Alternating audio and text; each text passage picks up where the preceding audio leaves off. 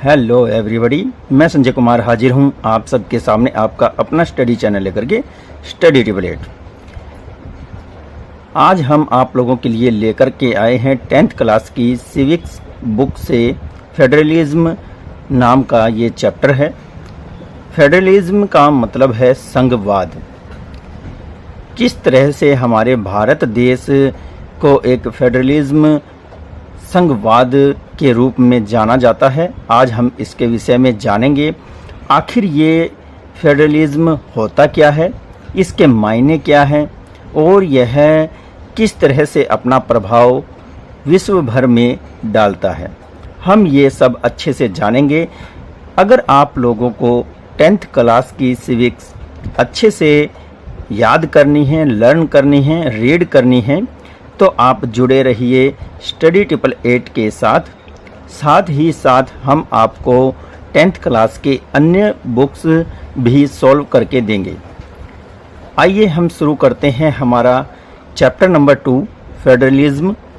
Overview में क्या बताया गया है हम ये देखते हैं। In chapter 1 we studied that vertical division of power among various levels of government is one of the major forms of sharing of power in modern democracies। यहाँ बताया गया है कि पिछले अध्याय में हम पढ़ चुके हैं कि शासन के विभिन्न सत्रों के बीच सत्ता का ऊर्ध्वाधर बंटवारा आधुनिक लोकतंत्र में सत्ता की साझेदारी का ही एक आम रूप है, ये बताया गया है। और आगे क्या बताया है देखते हैं। In this chapter we focus on this form of sharing of power. तो हम यहाँ पर इस चैप्टर में क्या देखेंगे, इस अध्याय में हम सत्ता के बंटवारे के इसी स्वरूप पर चर्चा करेंगे। It is most commonly referred to as federalism. और बताया गया है इससे एक ही लोकतांत्रिक व्यवस्था जो है वो किस तरह से बनती है और इसे आमतौर पर संघवाद कहा जाता है, यहाँ पर समझाने का प्रयास किया गया है। We start by describing federalism in common terms. और साथ ही साथ इससे एक ही लोकतांत्रिक व्यवस्था के अंदर अलग अलग समूहों का साथ रहना और चलना संभव हो पाता है, ये बताया गया है। The rest of the chapter tries to understand the theory and practice of federalism in our country। फिर बताया गया है अध्याय के शेष हिस्से में भारत के संघवाद के सिद्धांत और व्यवहार को समझने का प्रयास या प्रयत्न किया गया है। तो यहाँ एक और बात बताई गई है कि किस तरह से संघवाद को भारत के संदर्भ में समझने का प्रयत्न किया गया है। A discussion of the federal constitutional provisions is followed by an analysis of the politics that has strengthened federalism in practice। अब बताया गया है कि किस तरह से जो संघीय ढांचे से संबंधित असंवैधानिक प्रावधानों पर चर्चा करने के बाद इस अध्याय में संघवाद को मजबूत करने वाली नीतियों और राजनीति का विश्लेषण किया गया है। Towards the end of the chapter we turn to the local government, a new and third level of Indian federalism। और अध्याय के अंत में हम भारतीय संघवाद के नए और तीसरे स्तर अर्थात स्थानीय शासन की चर्चा करेंगे। यहाँ पर बड़े अच्छे से बताया है कि हम इस चैप्टर में क्या क्या जानने वाले हैं। तो देखते हैं आगे अब इस चैप्टर में क्या बताया जा रहा है। तो यहाँ पर व्हाट इज फेडरलिज्म एक क्वेश्चन के रूप में आया है, संघवाद क्या है। Let us gate back to the contrast between Sri Lanka and Belgium that we saw in the chapter 1। तो यहाँ बताया गया है कि आइए एक बार फिर पिछले अध्याय में दिए गए श्रीलंका और बेल्जियम के अंतर पर गौर करें, जो पिछले चैप्टर नंबर 1 में दिया गया है। You would recall that one of the key changes made in the Constitution of Belgium was to reduce the power of the central government and to provide these powers to the regional governments। तो यहाँ बताया गया है, आपको याद होगा कि Belgium में या बेल्जियम के संविधान में जो प्रमुख बदलाव किए गए थे उनमें केंद्रीय सरकार की शक्ति में कमी करना भी शामिल था और ये अधिकार प्रांतीय सरकारों को दे दिए गए थे। यहाँ बताया गया है, regional governments excited in Belgium even earlier. तो यहाँ एक और बात बताई गई है कि बेल्जियम में उससे पहले से भी प्रांतीय सरकारें थी। They had there powers and rules. और यहाँ बताया गया है तब भी उनकी अपनी अलग भूमिका थी, वे अपने अधिकार रखते थे। But all these powers were provided to these governments and could be taken by the central government. पर ये अधिकार उनको केंद्र सरकार द्वारा प्रदान किए गए थे, केंद्रीय सरकार उन्हें वापस भी ले सकती थी। The change that had happened in 1993 was that the regional governments were provided constitutional powers that were no longer dependent on the central government। तो बताया गया है यहाँ सन 1993 में कुछ और बदलाव हुआ तथा प्रांतीय सरकारों को कुछ असंवैधानिक अधिकार दिए गए। Thus Belgium shifted from a unitary government to a form of government। और फिर यहाँ हम देख सकते हैं कि इन अधिकारों के लिए अब प्रांतीय सरकारें केंद्र पर निर्भर नहीं थी और बेल्जियम में एकात्मक शासन की जगह संघीय शासन प्रणाली स्थापित हुई। Sri Lanka continues to be a unitary system for all practical purpose where the national government bear all the powers। Tamil's leader desire Sri Lanka to become a federal system।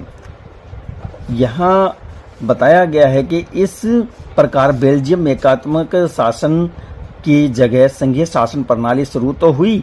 Bharat के पड़ोसी देश श्रीलंका में व्यवहारिक रूप से अभी भी एकात्मक शासन व्यवस्था है जिसमें केवल केंद्रीय सरकार के पास ही सारे अधिकार हैं। ये सब बताए गए हैं। चलिए हम देखते हैं एक बार किस तरह से फेडरल पॉलिटिकल सिस्टम में जो सिस्टम्स हैं वो कहाँ कहाँ है, आप वर्ल्ड के मैप में देख सकते हैं। तो फेडरल के यहाँ पर कुछ कंट्रीज़ के नेम दर्शाए गए हैं जिनके विषय में हमने पढ़ा है। बेल्जियम यहाँ है और यहाँ ठीक भारत के नीचे श्रीलंका है। तो देखिए किस तरह से अलग अलग कंट्रीज़ में अलग अलग तरह की सरकारें पाई जाती हैं। Federalism is a system of government in which the power is divided between A central authority and different constitute units of the nation. यहाँ समझाया गया है कि किस तरह से फेडरलिज्म है, ये जो संघवाद है ये एक इस तरह का सिस्टम है जो सरकारों के बीच में जो सत्ता है, जो शक्ति है यानी कि पावर है, उसको बांटा जाता है केंद्रीय और दूसरी जो यूनिट्स हैं उनके बीच। फिर यहाँ पर देखिए generally A federation has two levels of government. और साधारणतः किसी भी सरकार के दो संघ पाए जाते हैं, दो लेवल पाए जाते हैं। One is the government for the whole nation that is generally national interest. और यहाँ बताया गया है कि इनमें से मेन तो होती है कि जो पूरे देश में अपना रूल करती है और उसे केंद्रीय सरकार कहते हैं।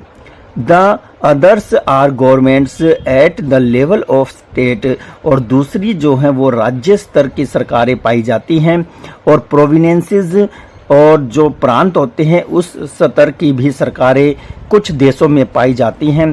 That look after more of the day-to-day administering of their state। और ये दिन प्रतिदिन अपने क्षेत्र में पूरी तरह से प्रशासनिक कार्य करते हैं अपने राज्य के अधिकार क्षेत्र में रहकर। Both these levels of governments enjoy there independent power.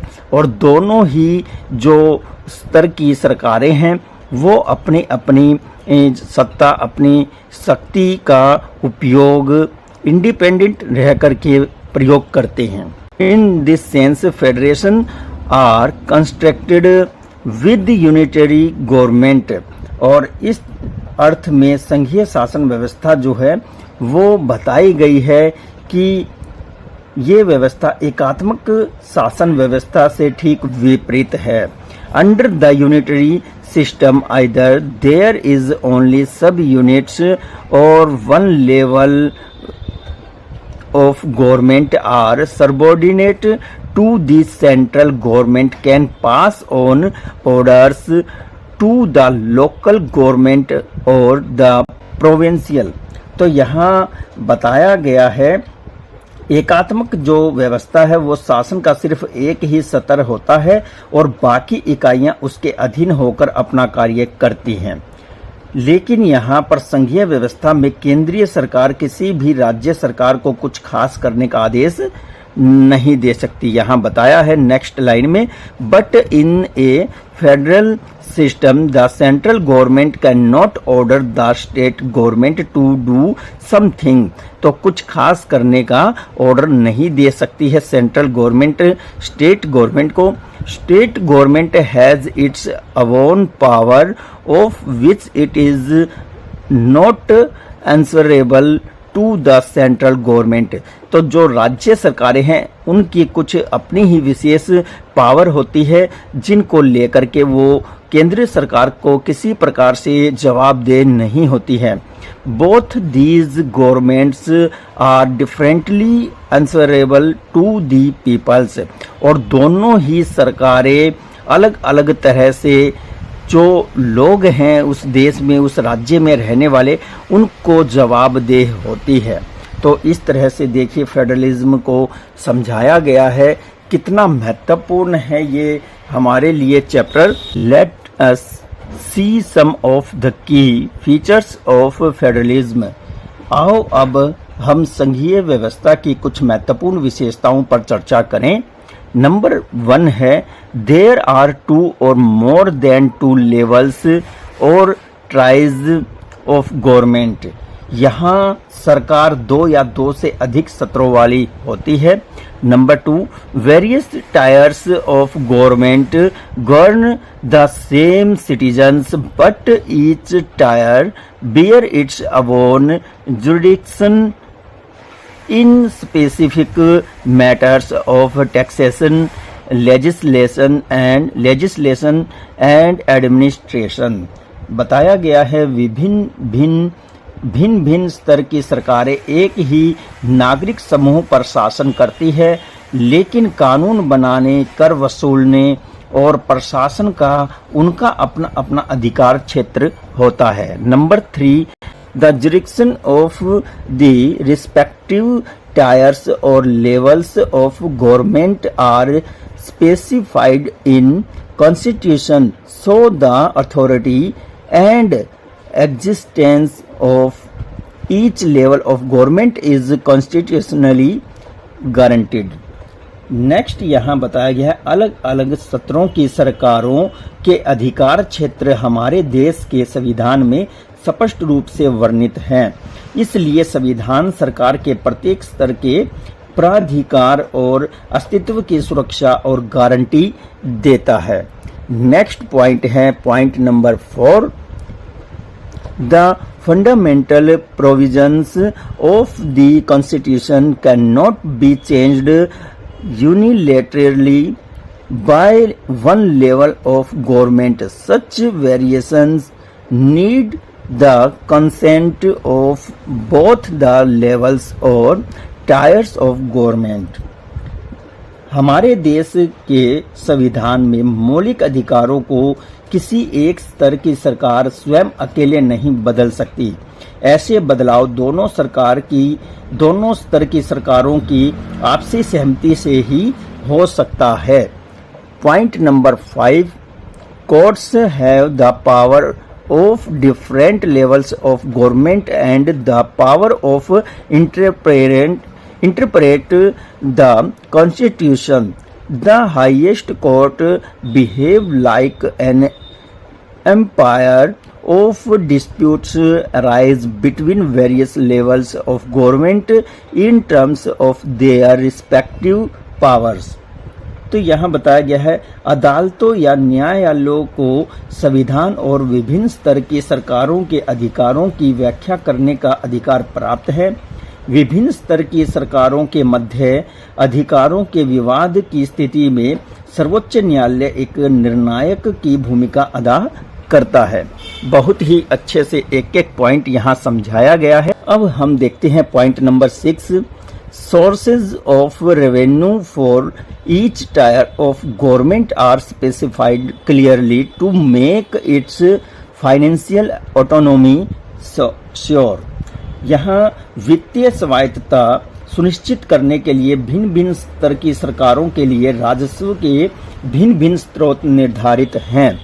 Next 7 number है, the federal system thus has dual objectives to promote and safeguard unity of the nation, while at the same time accommodate regional diversity. Any two aspects are crucial for the practice of federalism and institutions. Governments at various levels should agree to some rules of sharing of power. तो यहाँ बताया गया, इस तरह हम देखते हैं कि संघीय शासन व्यवस्था के दोहरे उद्देश्य हैं। एक तो देश की एकता की सुरक्षा करना और उसे बढ़ावा देना, दूसरा उसके साथ ही क्षेत्रीय विविधताओं पर पूरा सम्मान करना, और इसी कारण संघीय व्यवस्था के गठन और कामकाज के लिए 2 चीजें सबसे अधिक महत्वपूर्ण हैं। तो कौन कौन सी 2 चीजें सबसे अधिक महत्वपूर्ण हैं वो भी हम जानेंगे।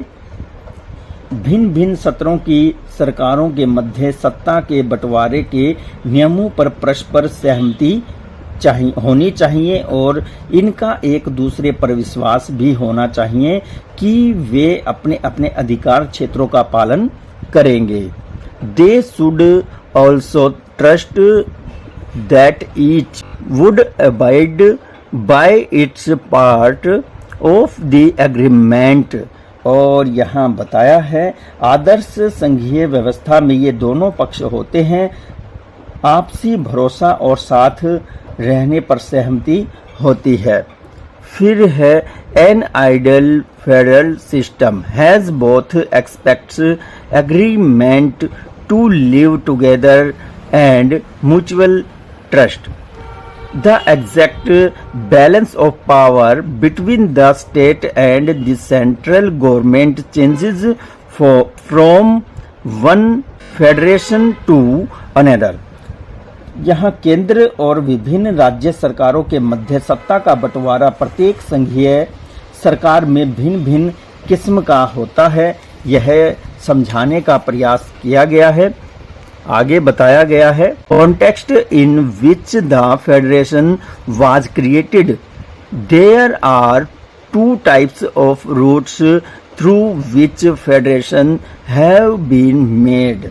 तो 2 तरह का यहाँ जिक्र किया गया। यह बात इस चीज पर निर्भर करती है कि संघ की स्थापना किन ऐतिहासिक संदर्भों में हुई है। संघीय शासन व्यवस्थाएं प्राय 2 तरीकों से संगठित होती है। तो कौन से हैं वो 2? तो देखिए, the first route comprises independent states coming together on their own to make a bigger unit, so that by retaining identity and polling sovereignty they can arise their security। तो बताया गया है पहला तरीका है दो या दो से अधिक स्वतंत्र राष्ट्रों को एक साथ लाकर एक बड़ी इकाई गठित करना। इसमें दोनों स्वतंत्र राष्ट्र अपनी अपनी प्रभुसत्ता को साथ करते हैं और अपनी अलग अलग पहचान को भी कायम रखते हुए तथा अपनी सुरक्षा और खुशहाली बढ़ाने का रास्ता भी अख्तियार करते हैं। तो यहाँ पर बहुत अच्छे से बताया गया है। This type of coming together federation include the USA, Australia and Switzerland. ये यहाँ पर एग्जाम्पल दिए हैं कि इस तरह के जो फेडरेशन होते हैं वो यूएसए, ऑस्ट्रेलिया और स्विट्जरलैंड जैसी कंट्रीज हैं। In this first category of federation all the constituent states generally have identical and equal power and are strong with the federal government।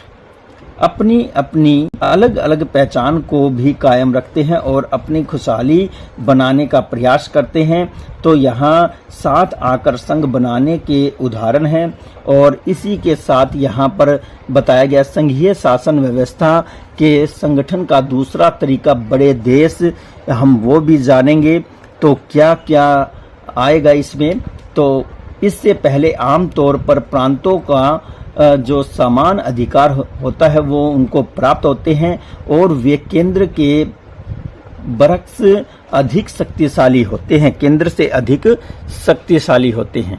The second route is where a big nation decides to divide its power between the national government and the constituent state। Spain, India and Belgium are instances of this type of holding together federation।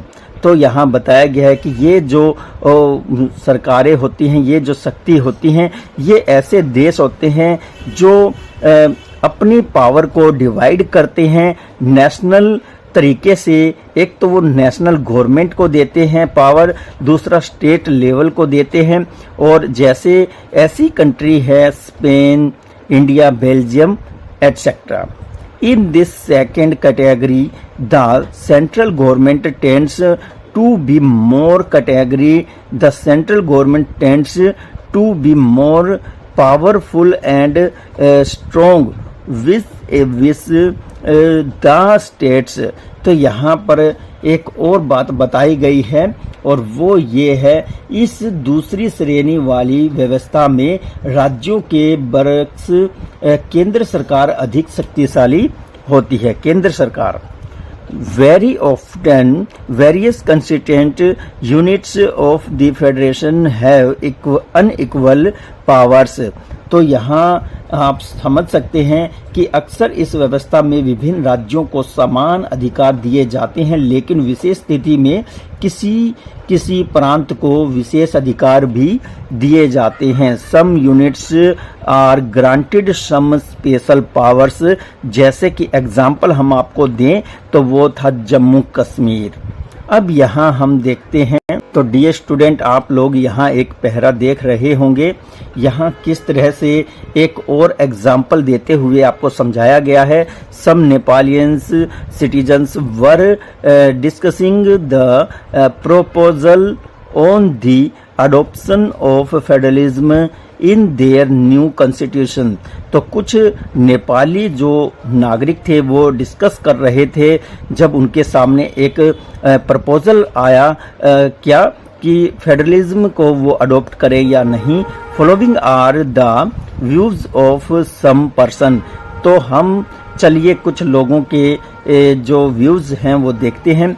तो सरिता है, hours is not a very large nation. वो कहती है कि हमारा देश बहुत बड़ा नहीं है। We don't require federalism. वह कहती है कि हमें संघवाद की कोई आवश्यकता नहीं है। Khagraj, I don't like federalism. वह कहता है कि मुझे संघवाद पसंद नहीं है। It would result in to reservation of seats for various caste groups as in India। वह कहता है कि इसकी वजह से जो परिणाम निकलते हैं वो एक रिजर्वेशन होता है जिसमें कुछ जातीय समूहों को, अलग अलग जातीय समूहों को सीटें रिजर्व की जाती हैं जैसे कि भारत में। तो राम गणेश क्या कहते हैं, I like federalism because it will means that powers that were earlier enjoyed by the king will now be enjoyed by our elected representatives.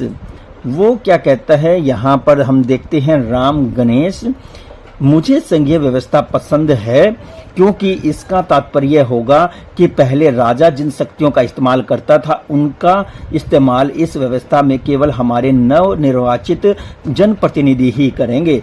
यदि आप इस चर्चा में सम्मिलित होते तो प्रत्येक टिप्पणी पर आपकी क्या प्रतिक्रिया होती और इनमें से किसने संघीय व्यवस्था के बारे में गलत टिप्पणी की है वो भी आपको बताना है। एक बाबूलाल नाम का व्यक्ति है, वो भी यहाँ पर अपना व्यू रखा। I am hopeful that the Terai areas will achieve more autonomy if they achieve their own state government. तो बाबूलाल कहता है मुझे लगता है कि यदि तराई क्षेत्र की अपनी एक अलग राज्य सरकार बने तो क्षेत्र को अधिक स्वायत्तता मिल सकेगी। तो देखिए प्रत्येक व्यक्ति की अलग अलग सोच होती है हर विषय पर। आप देख सकते हैं किस तरह से फेडरलिज्म के विषय में अलग अलग सोच होती है। तो संघ होते हैं, संघ समूह का ही एक रूप होता है और जब वो संघ किसी चीज़ की डिमांड करता है तो किसी भी गवर्नमेंट को उसकी बात माननी पड़ती है। तो डियर स्टूडेंट, ये था हमारे चैप्टर नंबर 2 का ये एक पोर्शन। अब हमने यहाँ तक समझा है कि संघ क्या है और ये फेडरलिज्म क्यों ज़रूरी है, इसे क्यों अपनाना चाहिए, ये सारी बातें हमने देखी। हम आगे चलकर इसके विषय में और कुछ भी जानेंगे। What makes India A federal country. तो हम जानेंगे कि इंडिया किस तरह से संघीय देश बना है। तो इसके विषय में हम अपनी अगली वीडियो में पढ़ेंगे। तो अगर आप लोगों को ये वीडियो अच्छी लगी है तो डियर स्टूडेंट वीडियो को लाइक, कमेंट, शेयर ज़रूर करें। जितने भी 10th क्लास के स्टूडेंट हैं उनको मैं शुभकामनाएं देता हूं ताकि वो अच्छे से अपने सिलेबस को लर्न कर सके और अच्छे मार्क्स अपने फाइनल एग्ज़ाम में अच्छे मार्क्स प्राप्त कर सके। इसी के साथ ही आप लोगों को हम और भी ढेर सारी जीके, रीजनिंग और न जाने कंप्यूटर साइंस आदि सब्जेक्ट्स के क्वेश्चंस की वीडियो प्रोवाइड करवाने जा रहे हैं।